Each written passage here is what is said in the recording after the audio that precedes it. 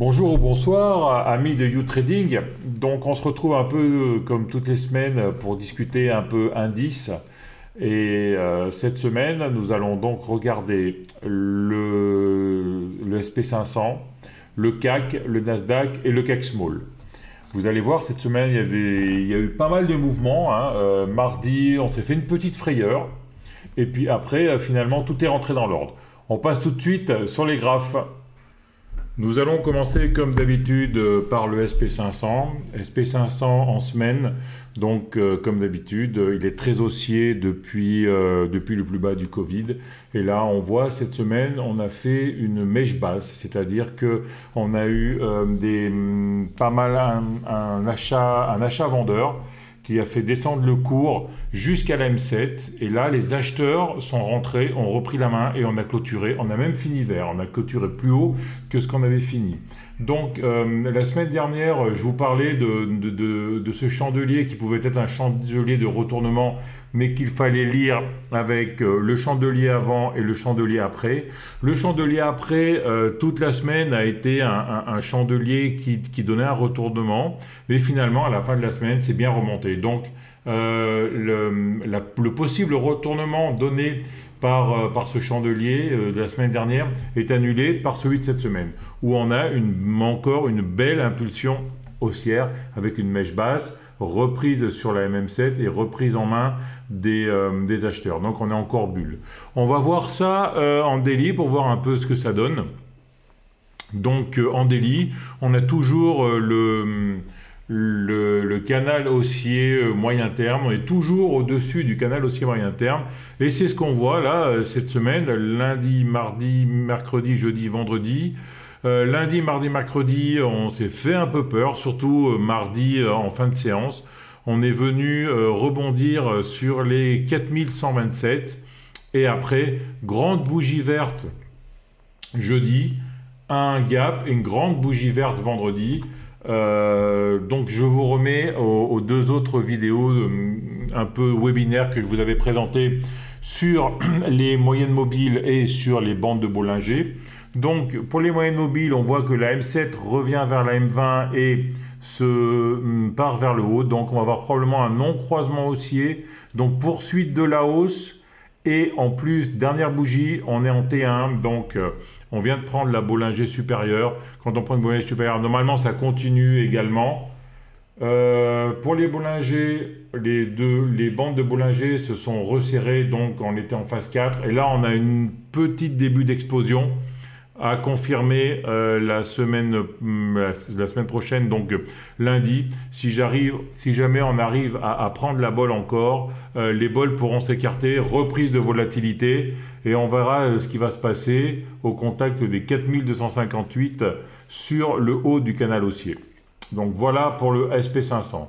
Maintenant, nous allons passer sur le Nasdaq. Donc le Nasdaq en semaine, on a le même style de bougie que sur le SP500, mais on n'est pas venu chercher la M20 sur la correction de début de semaine et on n'a pas réussi à clôturer la semaine au-dessus du cours d'ouverture. Donc bougie haussière également, mais attention car la bougie reste rouge.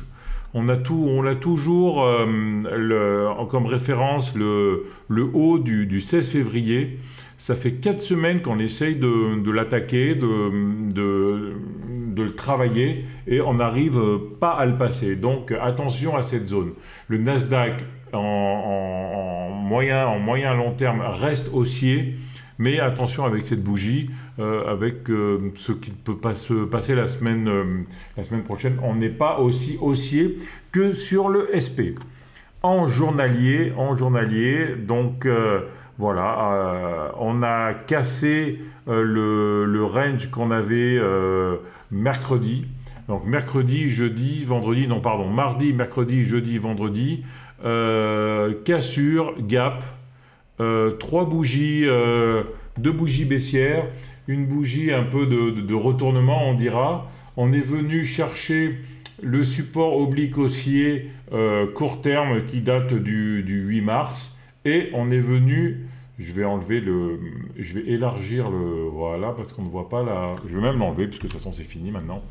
Et là, on voit, on est venu, on a fait un doji, incertitude, on est venu fermer sur la résistance qui était devenue, sur le support qui était devenu résistance, sur les 13 710. Donc, le Nasdaq, incertitude, pleine incertitude, croisement M7, M20 à la descente, en croisement baissier M7, M20. On avait un range depuis le mi-avril, on a cassé le range par le bas, la M20 devient baissière, la M7 a croisé la M20, on a fait trois bougies sur les bols hors bol inférieur. Faut faire attention, le Nasdaq est beaucoup moins haussier en court terme, voire en très court terme, que le SP500. Attention donc, il faudra bien suivre ce qui se passe cette semaine. Le CAC 40 maintenant, donc le CAC 40 en semaine, toujours à l'intérieur du canal haussier moyen terme, toujours entre la M7 et la bolle supérieure, donc très haussier, notre CAC. Et en daily, voilà, on a eu notre petite frayeur comme de partout le mardi. Donc on est venu chercher la bolle, on n'a pas réussi à passer la bolle, on avait fait une ouverture en hausse, on est venu chercher la bolle et on est venu clôturer sur le bas du canal, support oblique haussier. Et ensuite le lendemain, on a gapé à l'ouverture, puis on a encore une bougie verte et vendredi, on a gapé à l'ouverture, on a retracé ce qui est typique du CAC, je vais vous montrer après en une heure, qu'on a retracé dans la journée, puis on est venu fermer sur l'ouverture. Donc, on va voir ce retracement dans la journée. Je passe en une heure. Qu'est-ce qui s'est passé? Voilà, ouverture en gap à 9 heures. Pourquoi? Parce que la veille, les indices US étaient très hauts. On a descendu la première heure. On a attendu l'ouverture des US qui était à 15h30. Mais en pré-open, là, on commençait déjà à se bouger pas mal. Et là, ouverture des US. Les US ont ouvert vert et on a suivi la tendance du marché US. Donc, de toute façon, c'est vraiment ce qu'on voit, c'est que le marché français est suit vraiment les indices américains. Là, on le voit vraiment sur cette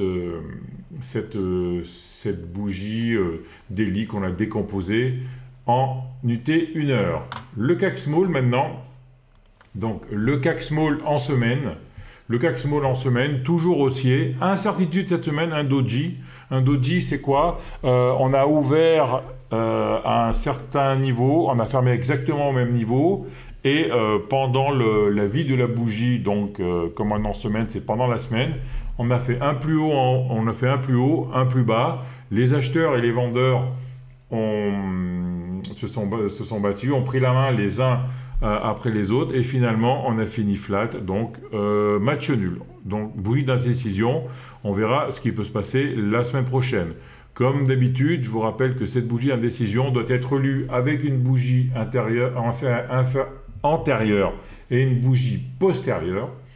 Et si la bougie postérieure est une bougie baissière, c'est un retournement de tendance, donc il faudra faire attention. Et en daily, on va décomposer maintenant le doji là qu'on avait dans la semaine, on va le décomposer sur le daily. Donc voilà, 1, 2, 3, 4, 5. On a ouvert le lundi, mardi, mercredi, jeudi, vendredi. On a ouvert à 14 000. On a eu notre petite peur du mardi. On a essayé de regagner ça vendredi et finalement on a fini flat. On a essayé de regagner ça jeudi, pardon, et finalement on finit flat vendredi. On est dans un range sur le CAC Small. On n'arrive pas à passer encore les hauts du 9 avril toujours. On travaille cette résistance qui devient support. Vraiment beaucoup d'indécision. Nous allons maintenant passer à quelques actions.